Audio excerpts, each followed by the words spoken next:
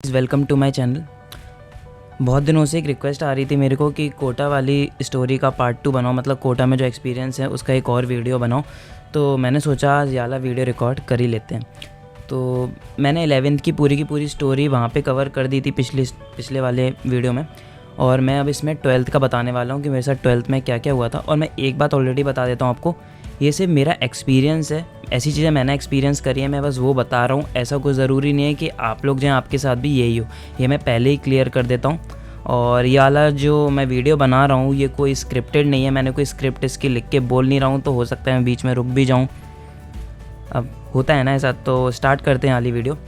तो जैसा कि 11th की वीडियो में हुआ था, 12th में कई चीज़ें ऑलरेडी पता थी, ऐसा कोई नया नहीं था कि क्लास में, मतलब जैसे ही क्लास के अंदर हम लोग घुसे तो क्लास के अंदर कुछ ऐसा नहीं था कि नए नए बच्चे दिखे, क्योंकि हम लोगों के जो फेस के थे वही हम, मतलब जो एंथ्यूज़ बोलते हैं, असल में 12th को एंथ्यूज़ बोलते हैं। तो एंथ्यूज़ में जो बच्चे थे वो हमारे 11th वाले ही थे ज़्यादातर।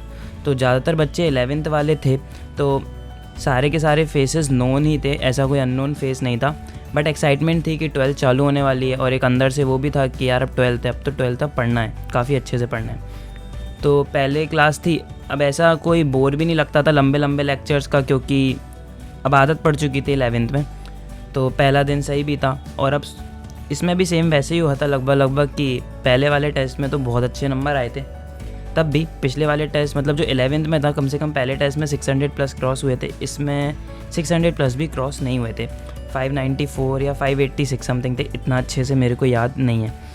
तो ये वाला टेस्ट तो निकल गया था। उसके बाद इस वाले टेस्ट, मतलब आगे जाते जाते इसमें भी नंबर डिक्रीज़ हुए, बट कुछ मैं इसमें बीच में कुछ चीज़ें बताना चाहता हूँ कि जैसे मेरे को 11th में, जब मैं 11th में बिल्कुल भी अच्छे से पढ़ाई नहीं हो पाई, नंबर डिक्रीज़ हो रहे थे, डीमोटिवेशन आ रहा था, तो पढ़ाई नहीं हो पाई।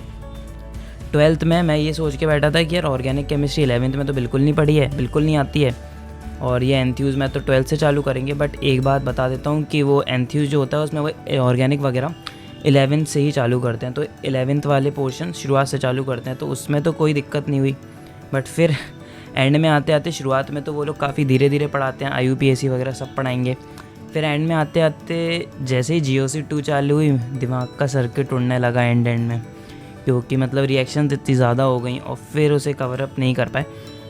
मैं ये नहीं कहूँगा टीचर ने बेकार पढ़ाया था, टीचर्स ने बहुत अच्छा पढ़ाया था, वो असल में टाइम का रश रहता है कुछ, कि शुरुआत में धीरे धीरे पढ़ाया था, उनने एंड में लेक्चर्स ही उतने बचे कि उनने फास्ट पढ़ाना चालू कर दिया। तो शुरुआत में समझ में सब कुछ आ रहा था, ऐसा कुछ नहीं था, सारी चीज़ें सही चल रही थी। बस मार्क्स का तो पहले की तरह ही था, मार्क्स तो पहले में मतलब सही आए, फिर डिक्रीज़ होते गए, फिर डिक्रीज़ होते गए। बट एक मतलब पॉजिटिव पॉइंट बोल लो, चाहे जो भी बोल लो, कि वहाँ पे जो था मेरे 200 के लगभग भी 11th में नंबर आ चुके थे, बट 12th में मेरे 300 के लगभग हैं। अभी ऐसी बात नहीं है आए हैं, मतलब अभी तो एक्सपीरियंस से बता रहा हूँ बस, कि इतने तक भी नंबर आए हैं, मतलब 200 की लाइन में तो नहीं गए। और नंबर डिक्रीज़ होते हैं जब पूरा का पूरा सिलेबस आने लगता है, जब एंड में पूरी सिलेबस आते हैं तो फिर नंबर कम होने लगते हैं अपने आप ही। और ये इसलिए भी होता है क्योंकि हम लोग रिवीजन नहीं करते, और एंड के टाइम पे हम लोग ये करते हैं सारे के सारे चैप्टर पढ़ो, कोई एक चैप्टर अच्छे से नहीं पढ़ते, बट सारे के सारे चैप्टर पढ़ना चालू कर देते हैं। तो इस वजह से कोई भी एक भी चैप्टर अच्छे से प्रिपेयर नहीं हो पाता है, और फिर कुछ डीमोटिवेशन टाइप का फैक्टर भी आने लगता है जब नंबर नहीं आते हैं। तो ऐसा नहीं है कि मतलब सिर्फ़ और सिर्फ मेरे साथ ही ऐसा हुआ था, मेरे कई सारे क्लासमेट्स के साथ बिल्कुल सेम सिचुएशन हो रखी है, बट ऐसा भी नहीं है हर एक के साथ हो, कुछ ऐसे भी थे जिन्होंने काफ़ी चीज़ें अच्छे से मैनेज कर ली थी। और एक चीज़ एक्सेप्शनली एक चीज़ बताना चाहूँगा, मैंने ऐसे बंदे भी देखे हैं जिनके 11th में बहुत कम नंबर आते थे और 12th में आके यार वो SRG तक में सेलेक्ट हुए हैं। SRG जो लोग नहीं जानते, वो वहाँ का स्पेशल रैंकर्स ग्रुप होता है कोई, तो वहाँ पे क्या बोलते हैं, जिनके भी मतलब टॉप 3 में जो लोग आते हैं ना, वो माइनर टेस्ट बोलते थे ना, तो माइनर टेस्ट में जो भी टॉप 3 या मतलब जो टॉप में आते हैं, रेगुलरली आते हैं, उन्हें वो लोग SRG ग्रुप में ले लेते हैं। तो ऐसे भी बंदे थे जिनका 11th में बिल्कुल भी परफॉर्मेंस अच्छा नहीं था और 12th में आके काफ़ी अच्छा परफॉर्म कर गए वो। तो ये सब चीज़ें लगी रही। अब फिर एंड में आगे क्या हुआ, जब एकदम एंड आ गया पूरे सेशन का, 12th ख़त्म हो गई, और 11th तो रश होता है इतना, मतलब पढ़ाते हैं बट रश ही होता है 11th। मतलब जैसे पहले 11th में जो 11th की चीज़ें थे वो डिटेल में पढ़ाते थे, अब 11th की जैसे वहाँ पे सपोज़ करो 11th है, 11th के उन लोगों को पर्टिकुलर टॉपिक के 4 लेक्चर मिले हैं, तो यहाँ पे क्या पता एक ही मिले, तो वो उतने में ही सारा कंपाइल करना पड़ता है। तो 11th तो हम लोगों का ये मान लो कि बहुत जल्दी जल्दी हो जाती है। 11th मतलब 11th में ही पढ़ लो तो सही है, बाकी तो फिर आगे तुम्हें खुद से ही पढ़ना पड़ेगा। थोड़े थोड़े लेक्चर होते हैं उनके, बहुत कम लेक्चर्स मिलते हैं मतलब 11th के लिए। तो यहाँ पे फिर एंड में आके ऐसा हुआ था कि मैं 12th में था। अब बाकी फिर मेरे को पता नहीं, अंदर से ऐसा लगा कि नीट चलो ठीक है पहले बोर्ड कर लेते हैं।